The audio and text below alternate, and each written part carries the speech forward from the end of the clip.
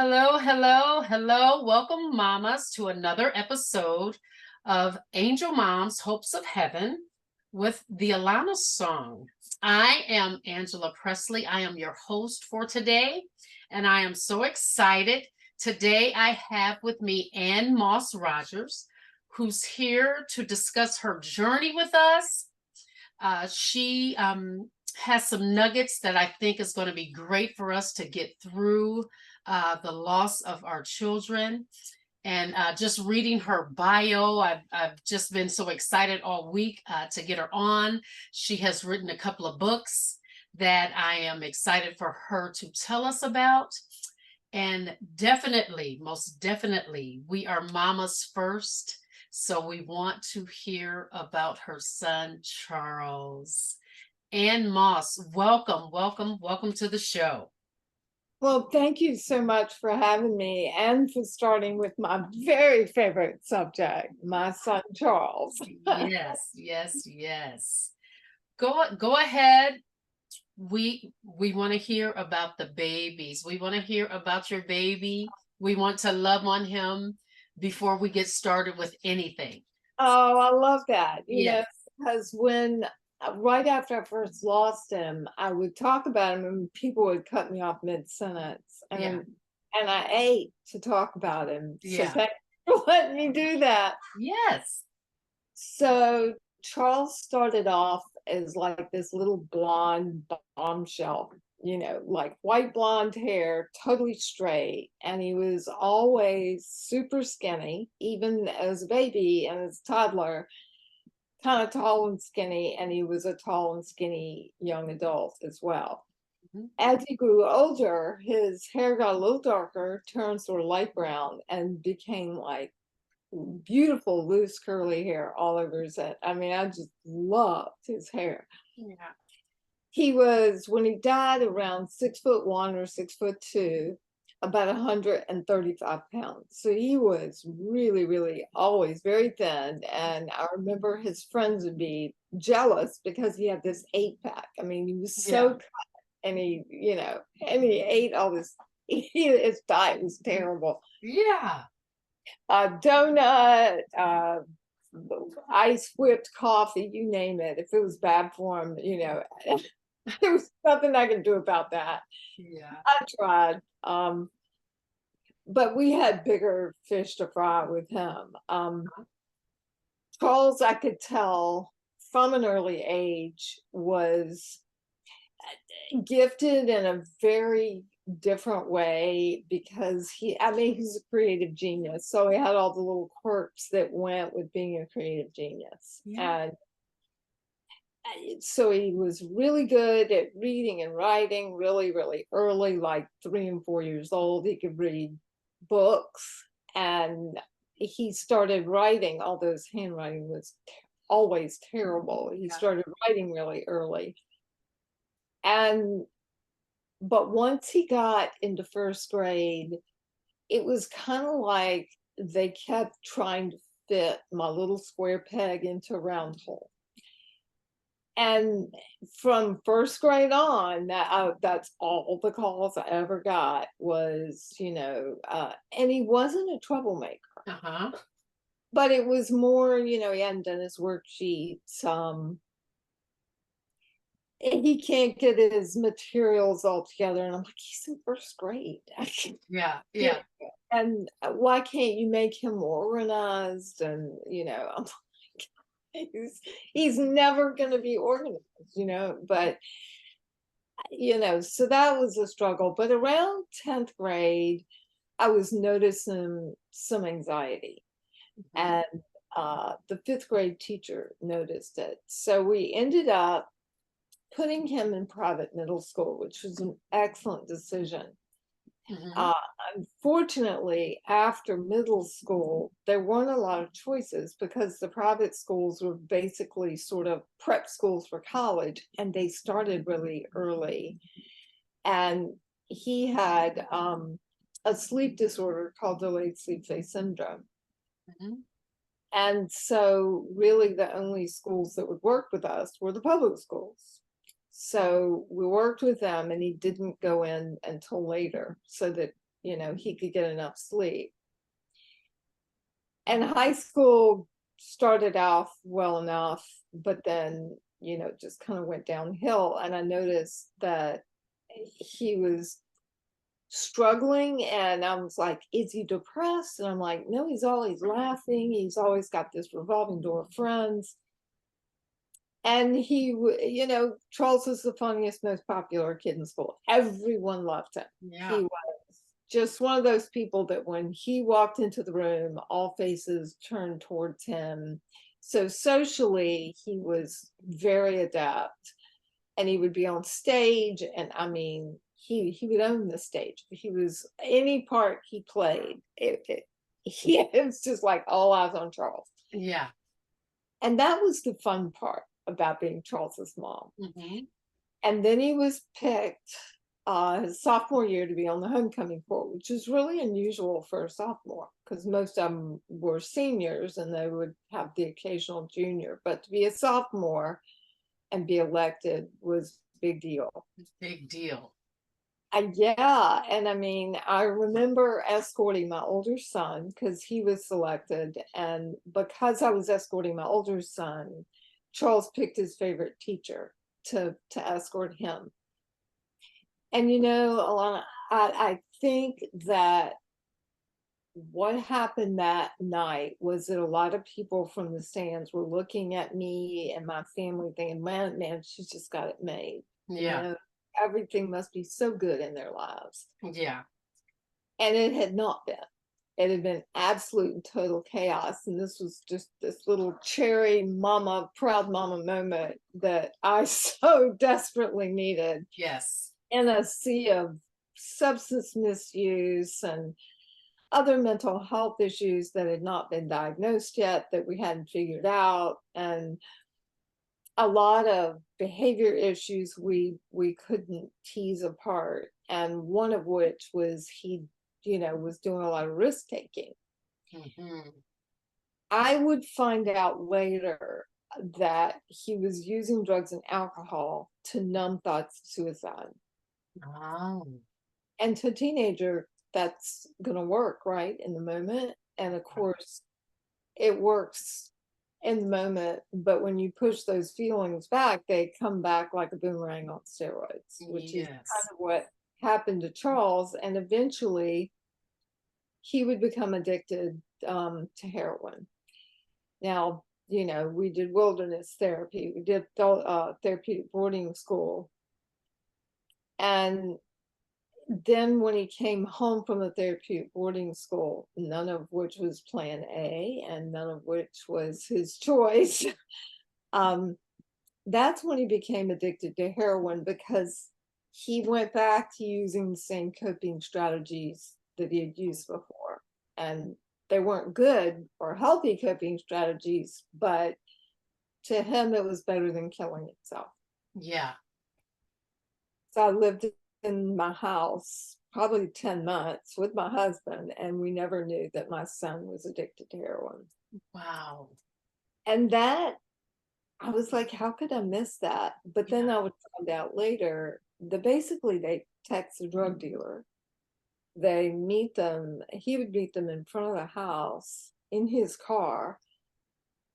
And one night he had the drive cam on because it was really cold. And so I got the film of the exchange, and this is how I know that it happened. They never spoke words. The guy walks in front of the car. He rolls down the window. I can hear there's an exchange. Then I hear this, and then this sound that sounds like insane amount of satisfaction. And then I see this dark figure passing in front of the car, and then I hear the car door open, and I don't hear anything else. So I think he just went back into the house. So all this happened at like 3 a.m. So I'm not up, right? Yeah. So he's drugs late at night. He's getting them from some drug dealer who delivers them to his house. Wow. And he snorted it. He didn't inject it, which is why I never saw any paraphernalia. and why I really didn't often see a lot of the behavior from the drugs. I mean, I saw some behavior issues, but it wasn't like I saw him high a lot. Mm-hmm. And I'm pretty sure I saw him high, but not, it wasn't often. And when you don't see it often, you just kind of write it off. Yeah, yeah. And long story short, the police came by, showed me pictures of him selling our family silver at the pawn shops. And I would talk to him that night, and he would admit that he thought he was addicted to an opiate. He would end up going to detox and to rehab, and then he would relapse at the recovery house, and then they took him back to detox. All he had to do was 3 days, and he could come back to the recovery house. Here's the thing, we were ready for him to be in recovery, but Charles wasn't quite there yet. Yeah. So he saw a friend, and they walked out together. And for 2 weeks, we didn't know where he was. Wow. I didn't know if he was living under a bridge. Turns out he was just living in this apartment that a lot of people who do drugs kind of come and go. So not ideal. I think some people call them trap houses. Yeah. And the area where this trap house was really like $1 million houses surrounded it. So it's just like a couple of spots away from like the highest priced real estate in our city. So that was kind of odd. We would be sitting in the back of a police car in a parking lot when they told me they had found my son dead. Mm. I was sure when they told me that he had died of overdose. And when my husband asked, how did he die?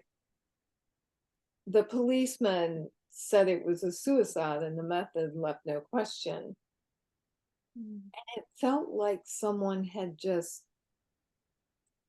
given me a second punch. That it was really hard to get the news initially, but there was something about hearing that it was a suicide that was just this extra twist of a knife that started that coulda, woulda, shoulda. My love wasn't good enough. I wasn't a good enough mom. I missed everything. What was he telling me? I mean, it started the moment those words came out of the officer's mouth. Yeah. It was all my fault. How could I miss pain that monumental? How could I miss pain so big? We were so close. This is a child that sat in my office and talked to me. That was my home office. And he would, every afternoon, I mean, how could I miss pain so big? And that was part of my struggle in my healing journey, was going through all those coulda, woulda, shouldas that everyone has after the death of a child. But with that piece of intention, those of us who've lost a child to suicide struggle a little bit more with that, and really kind of get stuck on that. Yeah. It's our fault. We weren't good enough. I was a bad mom. All that ruminating plays over and over. And really working through that just makes it more complicated. So I could never say it hurts more. I mean, it can't possibly. The people who live on this listen to this podcast. I wouldn't insult them by saying that, because it doesn't matter if 7 weeks ahead, 7 months ahead, or it happens right out of the blue. It hurts like the devil. And it's just complicated. It's just a little bit more complicated. And working through that why, I sold my business. I started speaking and became an expert on mental health and suicide prevention. I'd already been on the board of a youth mental health organization, and I was executive director for about 18 months of that organization before I decided that this was something I needed to pursue full time. Yeah. And I needed to train and speak and write and reach people. Yeah.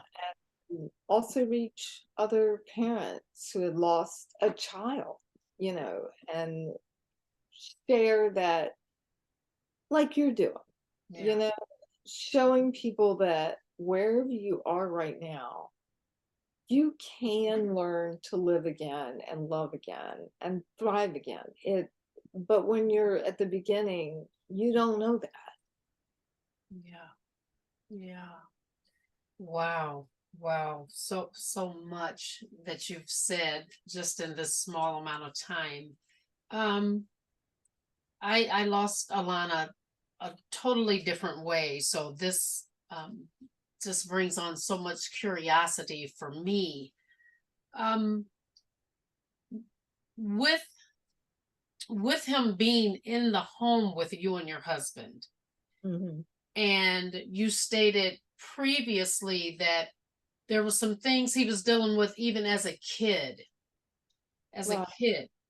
Are you thinking when he's in the house with you before you notice this drug transaction, are you thinking he's just still dealing with like anxiety and you know things that he was going through, he was working his way through as a kid, and now he's dealing kind of with the same issues? Drugs just never crossed your mind? Usually someone can say it was a sports injury, my kid got injured in sports, but for no injuries or anything of that sort, I'm sure that was the furthest thing from your mind as far as him doing like drugs. Yeah, well, we talked about it. I felt like as a family, we'd been very open about it. And at one point, when he was like 14, he said, I'm never going to touch that, ever. And then just a year later, Yeah. he was really experimenting. And the reason we sent him away to Wilderness in the first place is he was using to the point and experimenting that I thought, he's gonna die. Yeah. Doesn't realize the risks he's taking. And the answer is yes, he did realize those risks. He didn't care. Mm. And I think that's what I found so alarming in my mama brain. Somewhere I knew, I had to do something. And I am not going to tell you that was the perfect route and that's the thing you should do, because I still don't know, is that the right thing I should have Right. done? Right. Because I had to sign away my parental rights. Wow. And they had to kidnap him and take him down there against his will. And Mm. you don't make that decision because you've caught your kid with a beer and a joint, Yeah. So Yeah. a lot of really, really tough decisions. And I also had the grief early on of letting go of that high school experience. He's Mm. not going to be at the local high school. We're not going to go to the football games and see him on the float. Wow. Yeah. So, and all those sweet kids are not going to be hanging out in my hallway anymore, making YouTube videos. Yeah. And then there was all that planning that we had to do behind his back that I felt like I was betraying him. Yeah. So that was another, I mean, there were just so many difficult aspects of this whole experience that were agonizing before we even got to Yeah. the devastating end. Yeah. And the whole time I'm thinking I'm doing the right thing, to keep him alive. And for it to blow up in my face this way and the worst possible outcome. I mean, maybe it's not the worst possible, but it's pretty bad. Yes. Yeah, Yes. for Yeah. him. And I'm not going to say how he died. Anybody can find out. I don't hide it, but it can be triggering for other parents. So I don't say it. Uh, Yes. but that was particularly difficult for me, because I know there was some suffering involved. And I'm like, how did he even know, Hmm. how to put all this together? And then I would realize he Googles it. Mm. And then I realized other kids probably Google it. Yeah. And so I started writing articles that to this day people find online, and they find my site that doesn't give them directions. They put in, I use the cringeworthy headlines, Hmm. and that's what they type in to Google. And if I'm lucky, they land on my page where I've got hope and resources. And lots of times they'll reach out to the hotlines. They'll download a book about, my brain's on fire and wants to kill me. How can I manage that? Hmm. Um, and I've had people come back 5 years, 2 years, 1 year later and go, I came to the site. I wanted to kill myself. You answered me. I downloaded a resource, and I want to let you know that 5 years later, I'm doing okay. So Wonderful. that's been healing for me, Wonderful. just kind of, as like you're doing this podcast, I'm sure that's part of your own Oh yeah. healing journey. Oh yeah. Definitely. Definitely. My blog has been part of mine, the book writing, the speaking, and connecting with other parents who've suffered a loss. So Yeah. Just we're gonna rewind just a little bit, because this is my first time actually hearing of a family who had to take the steps. Um, I had no idea that in order to do this, you would have to sign your rights away. As yeah. that's heart wrenching, Oh, and just to hear that. So I know to actually do it was just a terrible seat to sit in. it was. And I remember, we didn't make this decision on our own. We had been seeing, my husband and I had been seeing a social worker, a therapist, basically, to kind of guide us. And he said it's time to send him.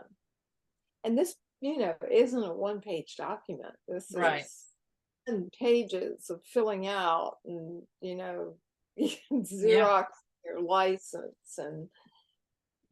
Yeah. And he would later find out that we had to sign away parental rights. And I remember him sort of using that against us and Yeah. saying, how could you do that? That was my next question. Once your son realized what what the steps were for him to get there, and then you said they kind of had to, did you say kidnap him? Yeah, they had to Yeah. kidnap him. So they came in at 5 a.m., escorted him out. So they were retired policemen. And one of them's a retired policeman, and he would get an off-duty cop. And quite frankly, I didn't like the off-duty cop who was his partner. I mean, he was young, sort of judgmental. Well, I'm Yeah. going to show this kid kind of attitude. Yeah. I'm going to talk to him, and you know, Mm. this guy wasn't meeting my son where he was, Right. and he was. Charles by this time had had enough judgment and humiliation directed his way, and he wasn't in the mood for any more, and he was angry. I Yeah. mean, he didn't participate a whole lot in their activities or change his clothes for like the first 4 weeks. I mean, we're talking stubborn. Yeah. And I mean, it was costing us $475 per day. And that's, you know, Yeah. we didn't have that kind of money. Our home equity loan did. Mm-hmm. And I'd saved up for a kitchen renovation that never took place Yeah. because it all went to this. Mm-hmm. Mm-hmm. And I'd saved up 10 years selling stuff and making stuff. Yeah. And it was gone in 10 weeks. Wow. And then they told us, you know, he needs to go to a therapeutic boarding school, an even more expensive step. And even one he wanted to do even less than the one he was in. Because he ended up kind of embracing wilderness. Okay. But he did not want to go to the therapeutic boarding school. He did love the people he met there, but he never, ever made us feel like we had made the right choice. And he took every single opportunity to let us know. So Yeah. a lot of kids kind of came around and would at least say, okay, I'm just going to follow the program so I get the heck out of here. Not Charles. You know, it was just, I'm going to dig my heels in. Yeah. Yeah. Every piece of mail was just smoking, smoldering hot with an anchor. Yeah. Yeah. Oh my gosh. I remember just wanting the letters, but also dreading them at the same time. Yeah. And I wrote him religiously every single week in wilderness and for every day he was at therapeutic boarding school.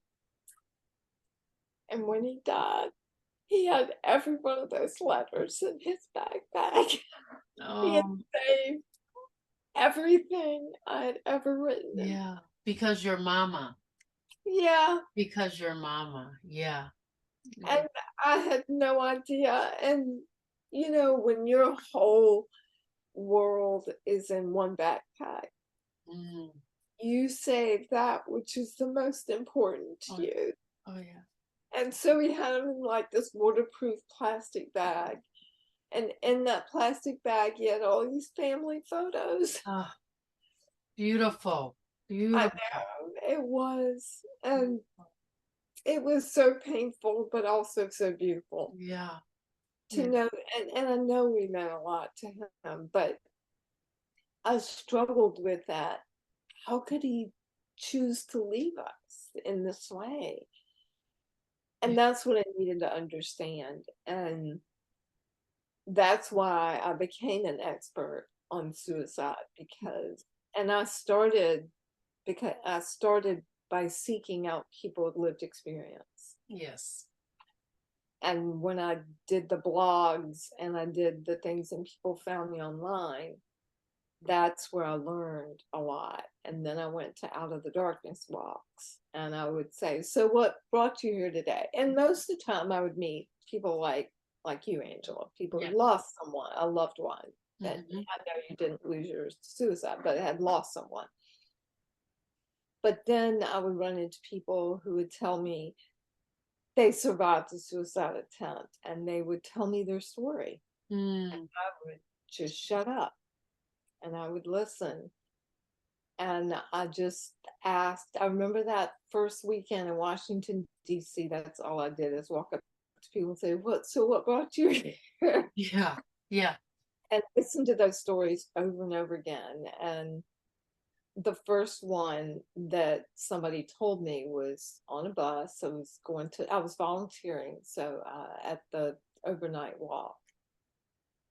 And she just said 2 years later, I'm really glad to be here. She said, but I want you to know that it wasn't because my parents didn't love me enough that I attempted suicide. She said it was because I felt worthless. And in that moment, I just wanted to stop the pain.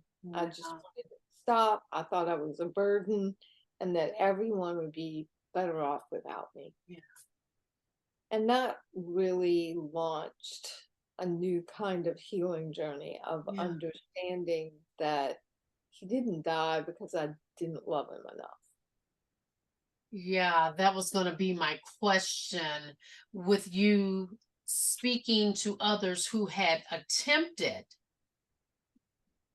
listening to their stories, did that give you some sort of comfort, or should I say understanding, on the end where Charles was, where you could kind of sit in his seat? Because as mamas, we're selfish. Right, I want you. I don't, right, whatever you're going through, I want you here with me. right. Whatever you're going through, we'll work this out. So, with you hearing other stories as far as people who were attempting, that gave you more of an understanding and hopefully just a little bit of comfort. Because, yeah, because like you said, when you heard how he passed away, it triggered a whole nother, anger and questions and shoulda, coulda, wouldas, and yeah, yeah. It did. And that was why I went and asked and tried to seek those folks out. Back in 2016, we weren't hearing a lot of those stories. Mm-hmm. They were hard to find. Yeah. And that's why I had to really dig around. And I remember thinking, why aren't we hearing the stories? Why aren't we hearing from the people who've been through this? Yeah. That's who I want to hear from.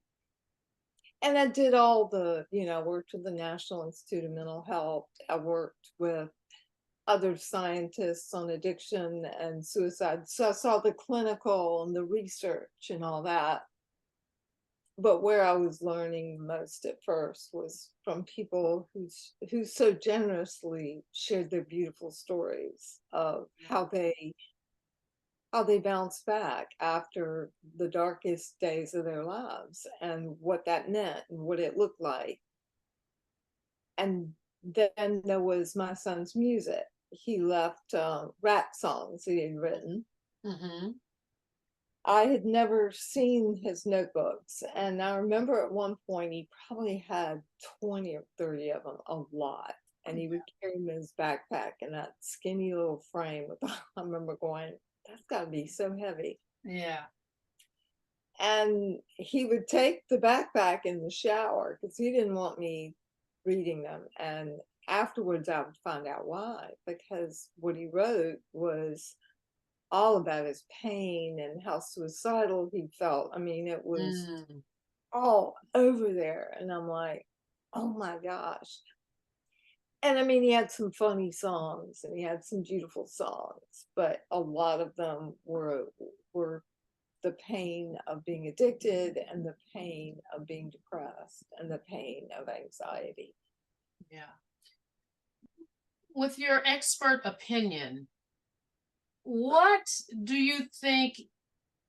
Why do you think it's hard for a child to come to their mom and say, "Hey, I'm having suicidal thoughts here"? Well, mostly our reaction. Are we going to meet them where they are and listen, or are we going to start? They don't know what we're going to do. They worry that we're going to freak out. Yeah, that's They worry that we're not going to believe them and think that they're not really going to do it. mm, They worry that if we go into overdrive, they'll be committed, forced to take medication, and go on this whole series of events that yeah, they're that they don't want to do. You yeah, know, parents not always or not always the right person to tell, yeah. because I'll tell kids, say, well, I told my mom, I'm like, you need to go tell your school counselor Mm, or tell your favorite teacher, and tell your favorite teacher, show them this article I've written, and it gives them the next steps to get you the help that you need. yeah, And I've had a number of kids do that. um, it's so hard to fathom that this child that has everything and that you carried and you've loved your whole life would really suicide. it's so far out of your mind because you don't really fathom what that suicidal intensity is like. Yeah. And having sat with hundreds of people now in that suicidal intensity, I get it. I understand. It is a moment of pain so intense that the person isn't able to think, oh, I can't do this because of my family. I mean, Yeah. it's kind of like you're standing in a house and you're on fire and there is a bucket of water right next to you. You're going to pick up that bucket of water and, but pour it over your head because Yeah. it'll stop the flames. And that's kind of how suicide is. It's like, I can't think of anything else other than this pain and to get it to stop. When you say pain, what from what you have heard from hundreds of people, is it an emotional, what kind of pain is going on here that they Sometimes it's both. Sometimes it's physical pain and emotional pain at the same time. So think about when you first heard about your child's death, yeah. that kind of emotional pain. Wow, that's a heavy to that's heavy to carry on a day to day. And it comes in episodes. So like grief, any of those intense feelings of grief we get, Yeah. take us to our knees, we're curled up in a ball and we are crying. Yeah. And those are the emotional building blocks to healing, is to allowing that pain in. But what I want everyone to know is it feels like it lasts an hour, right? It's just so relentless and so painful. But that's 60 to 90 seconds. And as you get further out, like I'm at 8 years, it's even less than that most of the time. It's 15 to 20 seconds. It's a really intense 15 to 20 seconds, but and we can make it that 60 to 90 seconds. Well, suicidal thoughts is the same way. If somebody's in a suicidal episode for say 20 minutes, in that episode they'll want to suicide and it'll kind of hit a peak, and then it'll drop off and they're more ambivalent about dying. And then it'll go up like to another peak where they're like, this is it, I can't take it anymore, and then it drops off, and then they're kind of out of it, and it kind of goes away. So that's why sometimes you'll find that kids are like, Mom, I took this bottle of pills, call 911, because now they want to live. They didn't want to live 10 minutes ago, but now they want to live and they can't believe they did that. So it's really a moment where people don't necessarily have full control and of themselves. And that's why oftentimes we'll do a safety plan when they're in rational thought, hoping that they'll rely on that when they are in that moment of suicidal thought, where they have less control. Because nobody asks for those thoughts. Yeah. And a safety plan can consist of whatever you discuss with your counselor or whatever you're comfortable with. I want everyone listening that they can do a safety plan with their child, whether they're suicidal or not. I think every child, every adult, every human being should name, when I am struggling, here are the coping strategies I will use. When I am struggling, here are the people I will reach out to. Here are the things in life that give me purpose and meaning. Oh, that's good. And then the last thing is, what are those numbers you would call if you're struggling, the crisis numbers? So it's kind of an abbreviated version of the one you do with a therapist. Yeah. But I do that in my workshop. Yeah. I tell parents about it. I'm like, you can do this with your child. You do one yourself, and you tell them, this would just give me a feeling of peace before you go off to college. Yes. That there are other trusted adults that if you don't tell us, you tell someone. That I want to see, or for you to think about, what are your healthy coping strategies? Because drinking and drugging ain't a healthy coping strategy. Yes. What you got to think, what's it going to do to me long term? Mm-hmm.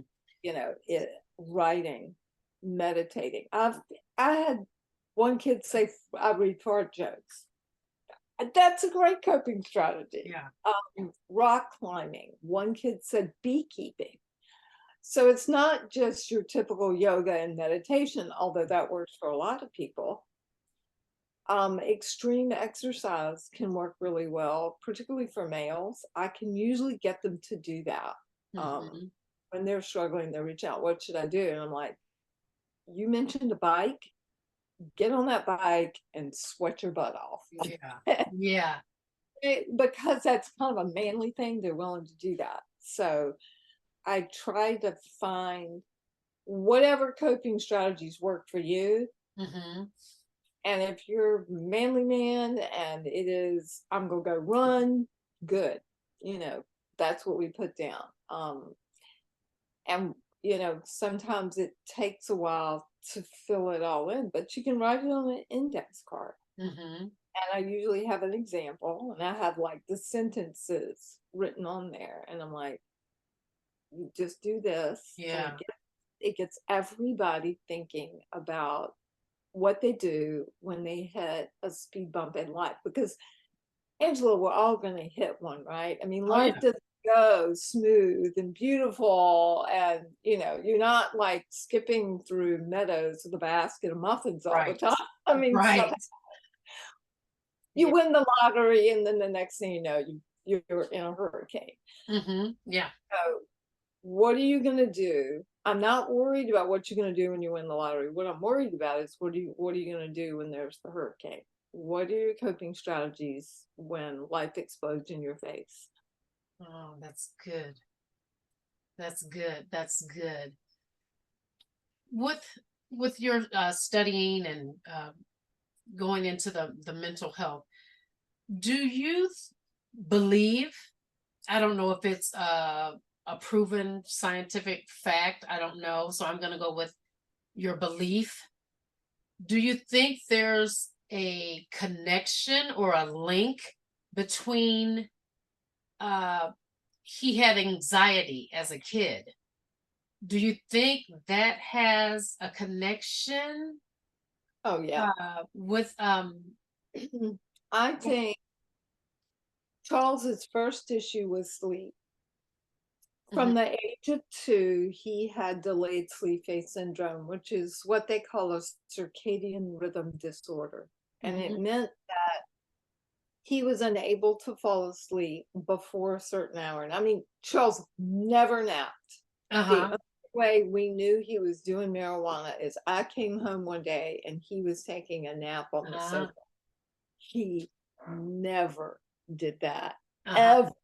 And I was like, I walked in, I looked at my husband, and we said in unison, he's smoking marijuana. Yeah. And that was it. It was like, he's asleep, he's smoking marijuana. Yeah, yeah. So I think the sleep disorder was the first thing. Then we saw the edges of anxiety. And I think as he became a teenager during that adolescent period, he started struggling with depression. But I think he had periods and episodes of depression before that, maybe as early as like 10 years old. And I think he was one of those kids who had thoughts of suicide early on. And some kids get them as early as 8. Some kids have them one time or twice in their life and it never comes back. And then Sometimes it's every single day. I mean, it's very different for every individual. Mm-hmm. I think as he started self-medicating with drugs and alcohol, it got worse. Yeah. And he kept doing more drugs and alcohol, trying to push it away, and it got worse and worse and worse. So he made something that was bad even worse. But I get why he did it, because our mental health system is it's not that great. Yeah. Yeah. I get I it. mean, access to care is really, really difficult. I mean, I was executive director of a mental health organization, and I found it difficult to access care. Mm-hmm. Mm-hmm. And then you have certain groups that are marginalized, or even have even less, or in rural areas, you know, access to mental health care is in a state of emergency, Yes, no it doubt. is. It is. Very much so. Very much so. I um I can ask questions all day, so I'm gonna have to go right into tell me about your books. Tell me uh you know what I know what triggered you to write your books, but just give us just a little bit of insight of what's going on in the books that you have written. So the first one is called Diary of Broken Mind, and that is a memoir. And it's a cathartic journey of our family story. Oh, okay. And it's every other chapter includes my son's lyrics. And it is a traditionally published, not a self-published book. Mm-hmm. So I had to make it good enough that someone wanted to publish it. And that was important to me. Yes. Um, and I had to be emotionally naked in this book, and I had to share with people what we went through, but also send a message of hope and healing, and that it was possible to do that, and it was possible to carry his legacy forward. And there were a lot of books that I've read in the past that left me very depressed. Yeah. And I mean, this is about suicide and depression and alcohol addiction, but Charles was funny. And so I got a lot of funny stories in there. Uh-huh. Uh-huh. And, you know, also when I sort of got my voice, and I found my voice, and I found my purpose, and, you know, what that felt like, and how patient I had to be to find it. But so that's included in there too. And so that my heart and soul is between those two book covers, and I needed to explore that why as well, the why behind suicide. Yeah. Second one is Wiley Publishing approached me about writing a book about suicide prevention for schools. Ah. So I elicited the help of a co-writer, Kim O'Brien, who's a PhD and a licensed clinical social worker. And while I did the bulk of the writing, she was invaluable. You know, like, you can't say that. You have to substantiate that with a source, AnneMoss. Because I'd be like, well, of course, everybody knows it. She's like, well, you have to have a source for that. Yeah. Yeah. So we wrote a book, and we included a whole lot of stories from teachers and school counselors, because that's where people really learn, and that's where the learning sticks. Yeah. Is, you know, we got the programs listed in there, but where you really kind of get the most from is from these stories that you hear from other teachers. Yeah. Because we want to go further upstream, and we want to get kids to the place where they have those coping strategies. And we don't want them to get to crisis and try to pull them out of the water right before the waterfall. Right. Right. want to pull them out of the water 10 miles before that waterfall goes over the edge. Yes. Obviously, Charles did not have that in the school system. Where, yeah.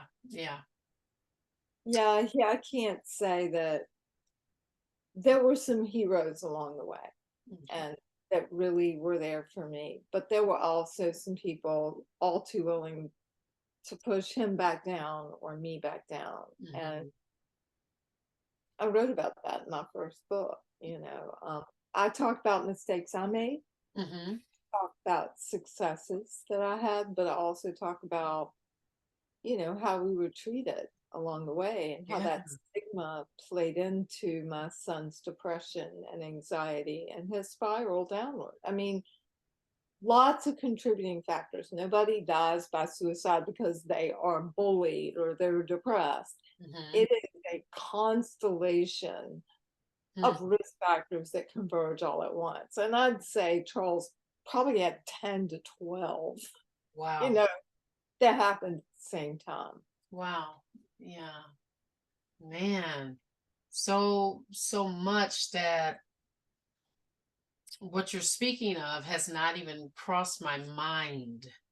Really? Yeah. This is really good stuff. Really good stuff. I got a couple of more questions before we close out. What advice, professional advice, would you give us mamas as far as the grieving process, and definitely to moms who are in more so in your category as far as suicide, walking the grief life? What is it that you do, for yourself to get you through your time? The first one is feel to heal. Allow those feelings in. Don't push them away. Don't hide them from other family members. And it's okay to embrace your own journey, even if other people are passing judgment that you should be over it, you shouldn't be going to see the gravesite. Why not? Who are you to say I can't go? That's right. That's right. And just, honor your own journey. But a lot of people think that being strong is not giving in to the pain. And we need to give into that pain, let it have its 60 to 90 seconds, and then when it lifts, go distract yourself then. With people who've lost someone to suicide, we're going to struggle with those coulda, woulda, shouldas. And I'll just tell you how I manage that. Okay.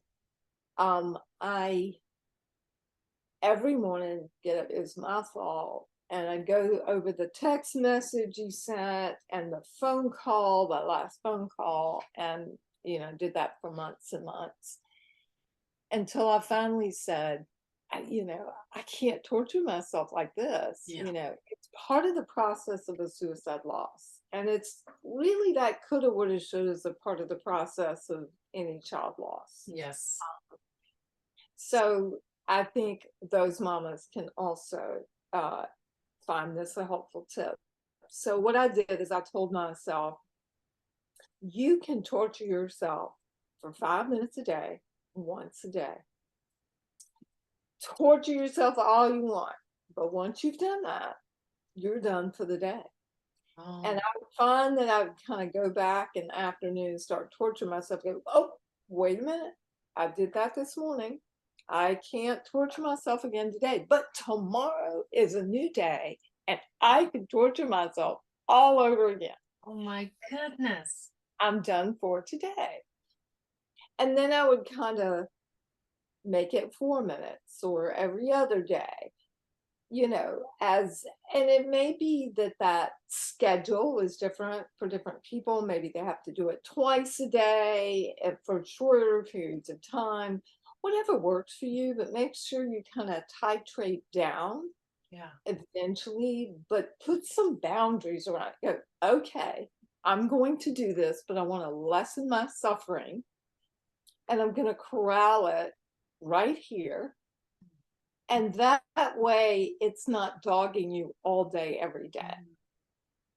That is excellent. I never thought of that. That's excellent. It Yeah. helped me so much. It Yeah. really, Yeah, I'm definitely going to put that into action with me because we find ourselves moping all day, or we're in that yeah. space for long periods of time.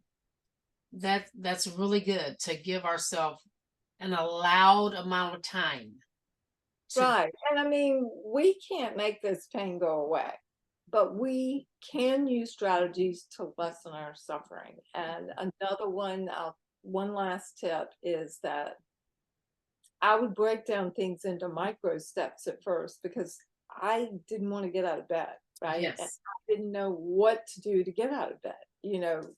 Go get all my clothes was, I didn't know how all that would happen. I'm like, how did I do that before? Yeah. Yeah. I know.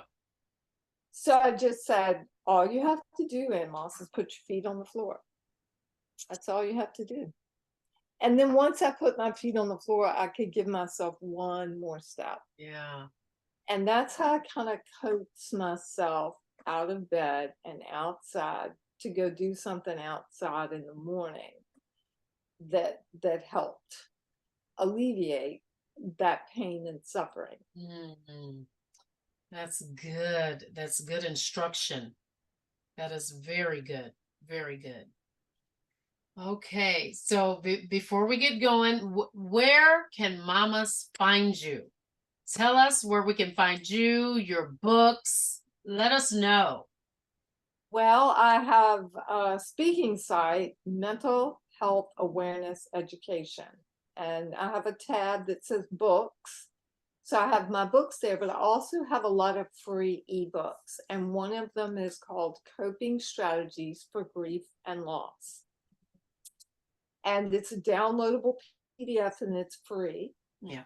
And it you can go through the contents and pick what sounds right to you and go right to that chapter. You don't have to read the whole thing. You Uh-huh. pick, oh, well, this sounds interesting. Let me check that out. But it has a lot of tips from mostly other mothers. I'm writing it for like a real book, and I've got tips for dads too in that one. And then I have a blog called Emotionally Naked, and you just need to look up the Emotionally Naked blog. And right now, I will have a pinned post at the top, Mhm. and it will have a lot of links to things about grief and addiction and suicide and mental illness because I've got 3,600 blog posts. And I'm like, Wow.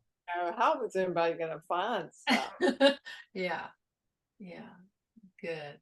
Good. And your books, are they, you can get it through the website or Amazon You or? know, Amazon. Um, they are sold at Barnes and Noble. Diary of a Broken Mind, you can find. I would recommend getting it from my publisher, which is Beach Glass Book, because you won't pay shipping and handling. Okay.